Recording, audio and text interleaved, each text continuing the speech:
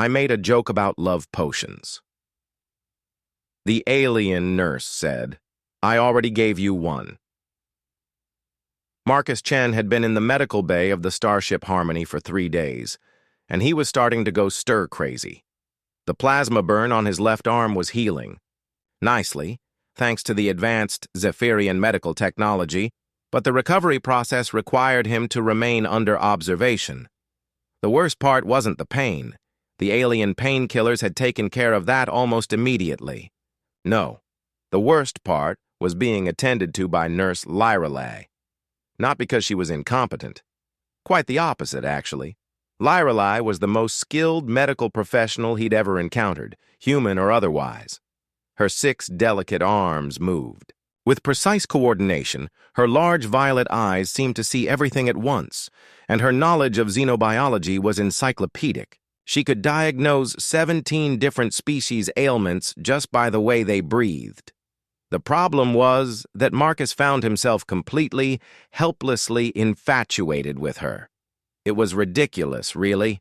Lyralay stood nearly 7 feet tall. Her skin had a subtle blue-green iridescence that shifted in the light, and her hair moved like liquid silver. She was about as far from human as one could get while still being vaguely humanoid, yet every time she entered his room with that gentle musical voice asking about his pain levels, Marcus felt his heart skip a beat.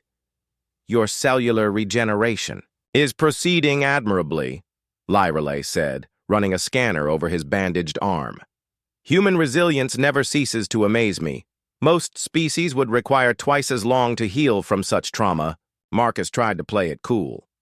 Well, you know humans. We're pretty stubborn about everything, including healing.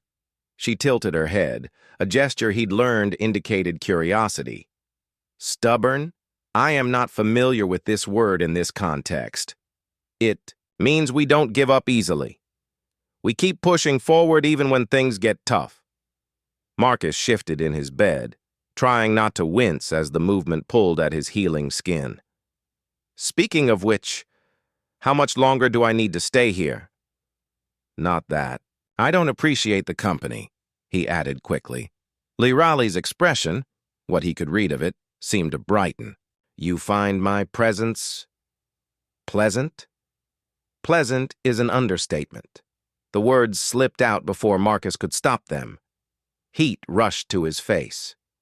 I mean, you're an excellent nurse, very professional, and, nice to talk to.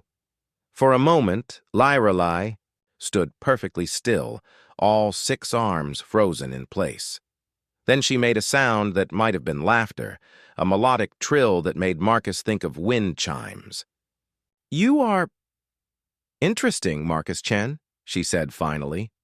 Most humans who come through this medical bay are either unconscious or complaining. You seem to actually enjoy our conversations. Guilty as charged, Marcus found himself grinning despite his embarrassment. Though I have to ask, is it normal for Zephyrian medical procedures to be this effective? Because I swear, every time you walk in here I feel better than I did the day before. It's like, I don't know, like you're giving me some kind of love potion or something. He meant it as a joke, a harmless bit of flirting. He expected her to laugh, maybe explain some aspect of Zephyrian medicine he didn't understand. Instead, Lyralay went very still again, her violet eyes widening. I already gave you one, she said quietly. Marcus blinked. I'm sorry. What? Lyralay moved closer to his bed, her movements suddenly uncertain. The medication I have been administering for your pain, it contains a compound that we call Velthar. In your language, the closest translation would be affection catalyst. Affection catalyst? Marcus felt his world tilt slightly. Are you saying it is standard procedure? Lyralay said quickly, her words tumbling over each other.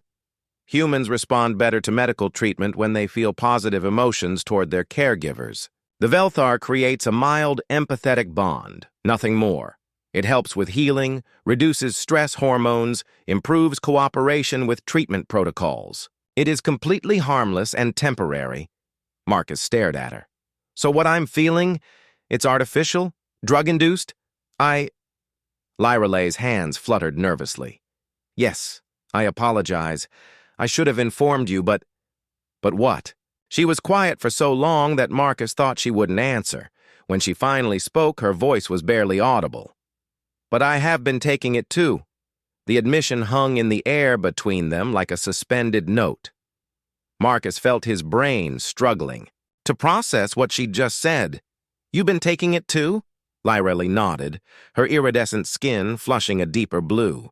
It is not standard procedure, but every time I prepared your medication, I found myself taking a small dose as well. I told myself it was for better patient rapport, but She trailed off, looking anywhere but at him. Marcus felt something bubbling up in his chest, not the artificial warmth of alien drugs, but something entirely human and genuine. So we're both drugged up on alien love potions? That is a crude but accurate assessment of the situation. Marcus started to laugh. He couldn't help it. The absurdity of the situation, the relief of knowing his feelings weren't entirely one-sided, the sheer bizarreness of falling for an alien nurse while high on empathy drugs, it all struck him as hilariously, perfectly ridiculous. You know, what the funny thing is? He said, still chuckling. I don't think I care. Lorelei looked at him sharply. You do not care that your emotions have been chemically influenced? Well, sure. It's weird. But here's the thing about humans. We're pretty good at telling the difference between what we feel and what we think we should feel. And what I feel when I look at you, that's not just the drugs talking. He reached out with his good hand, palm up, an invitation. After a moment's hesitation, Lyra placed one of her delicate six-fingered hands in his. Besides, Marcus continued, you said the effects are temporary, right? So how about this? We stop the Velthar, wait for it to clear our systems, and see what's left. If there's still something there, we'll know it's real. Lyra's grip tightened slightly. And if there is nothing left? Marcus smiled. Then at least we'll have had a good week. But somehow, I don't think that's going to be a problem. Looking at her now, really looking past the alien features and the impossible situation, Marcus saw something he recognized. The same nervous hope, the same careful vulnerability that he felt whenever she was near. Maybe it had started with alien chemistry, but what he saw in her violet eyes was entirely, unmistakably genuine. So, he said, what do you say, Nurse Lyra?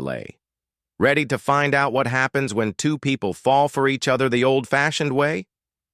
Her musical laughter filled the medical bay, and Marcus knew, drugs or no drugs, that this was just the beginning.